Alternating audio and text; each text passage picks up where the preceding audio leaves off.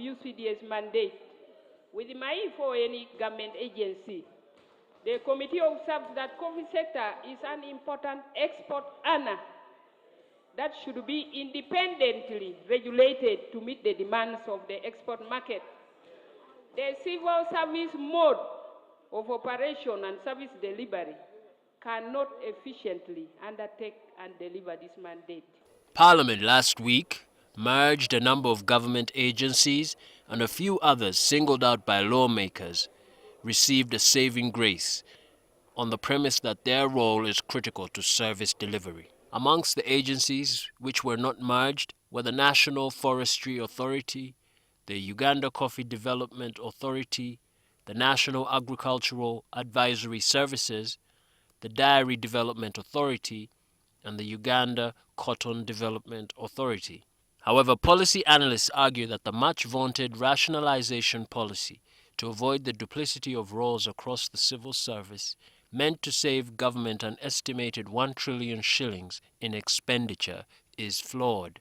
This comes at the time the funds doled out on a bloated public administration outstrips the cost of financing the development budget to sustain critical services such as infrastructure, hospitals, and schools. Godba Tumushabe, the executive director, Great Lakes Institute for Strategic Studies, preferred that the exercise of rationalization is in futility, as long as the cost of running government remains bloated to fund the clientele patronage networks that sustain the current government. If you want to rationalize now, what you rationalize is not the agencies but the government. You have to deal with the question of a bloated presidency. You know, the presidency has become too big, too bloated, and very disruptive actually, because right now you know that almost every department of government has a unit in the office of the president. So you have a parallel government that runs in the office of the president. So if you wanted to rationalize, you would want to deal with the question of the presidency, make it lean, make it more efficient, make it more accountable. As managing government spending lurches from one crisis to another, the Minister for the Presidency, Millie Babalanda, recently appointed about 300 new assistant resident district commissioners, which will be shouldered by the taxpayer. Tumushabe says that there is need to trim the size of cabinet and parliament. Because you have a bunch of some 80, almost 80 busy bodies. Because what do these people do, this cabinet? What do they do? I think that Kampala has 2 or 3 ministers. I mean, you have ministers for Kampala, a capital city that is completely broken with a collapsing road network, with with increasing Islamization.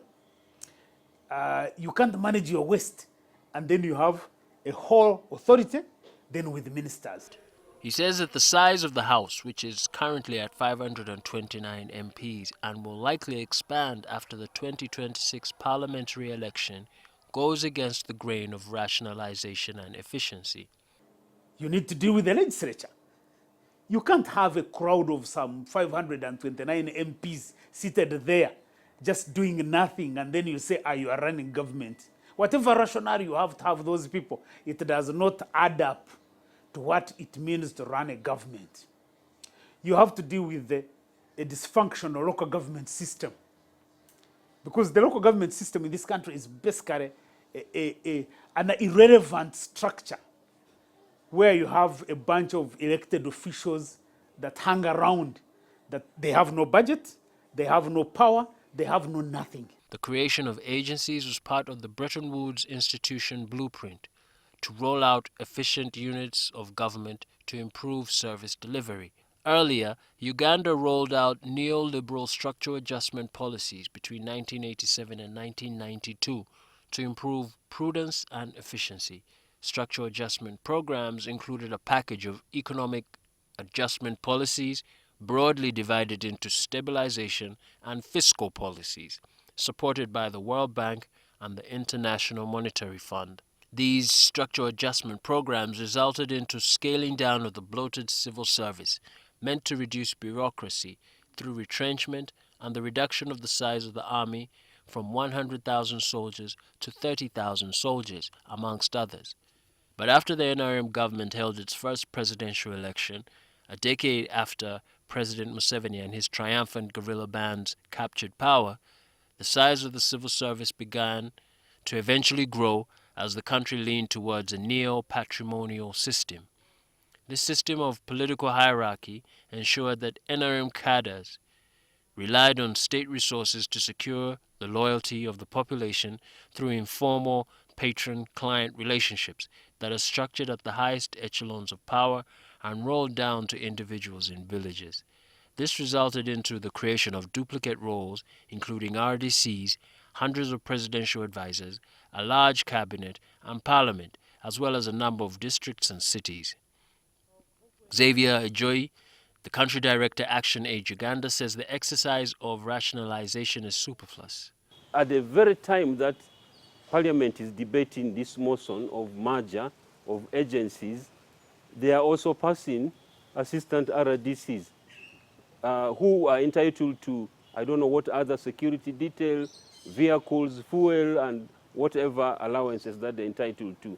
So you can't be taken from the left and given with the right. I think that is really being illogical. You have the Ministry of Lands out there, but you have State House Lands Unit, okay, which is an additional thing that is to what is it that is being done. You have the Inspectorate of Government, you have State House Anti-Corruption Unit. What is that's obvious duplication, and it's siphoning out taxpayer money. Timothy Shimonges, a policy official with the Center for Policy Analysis, says the current attempt to rationalize displays a state of confusion and the lack of clarity by the executive.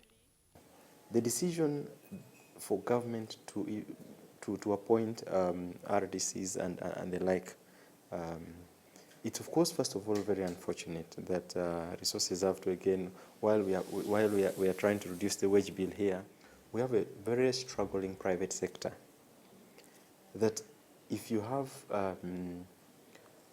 individuals or people that were formerly employed in government, you expect them to go somewhere, and the most likely place would be the private sector. Dr. Godwin Ayesiga, who has been the manager in charge of training and research at the Uganda National Meteorological Agency, which is one of the agencies that has been merged, reveals that the process required a specific criterion to be followed. Some of agencies that duplicate functions. And to me, the question would be, how do we get rid of the duplication? Rather than mainstreaming, rather than taking back these government agencies back to the mother ministries policy. It's a good policy. But the question is, how is it implemented? Have these agencies been listened to understand their functions and their roles? The process of rationalization comes at a time Uganda's economic outlook remains dim for a country with a voracious borrowing appetite, whose national debt will likely scale 100 trillion shillings by June 2025. The ruin left by the COVID-19 pandemic has pushed Uganda to breach borrowing thresholds as the principal and interest for its debt in this year's budget rose exponentially to 17 trillion shillings, an astronomical figure which will likely erode the gains made by government-generated revenue. This has affected Uganda's overall credit rating by Fitch, an American credit rating agency. The rating stands at B+, with a negative outlook. The negative outlook reflects Uganda's weak external liquidity position and challenges to its access of external concessional funding and grants related to concerns about democracy, human rights, and corruption. The negative outlook could lead to borrowing at higher interest rates, given the few options of lenders willing to provide credit. With the global economy roiled by the conflicts in Gaza and Ukraine and the taps of funding from cheaper long-term concessional loans drying up, Uganda continues to borrow in a futile attempt to extricate itself from emerging budget rabbit holes. In June 2023, the government rolled out austerity measures, including a freeze on the creation of new administrative units, the reduction on domestic borrowing, and the merger of government agencies, which it estimates will save about 1 trillion shillings. The government, however, has already reneged on its promise to scale back on domestic borrowing. In the last financial quarter, it borrowed 3 trillion shillings from domestic banks, which will likely crowd out the private sector from the credit market.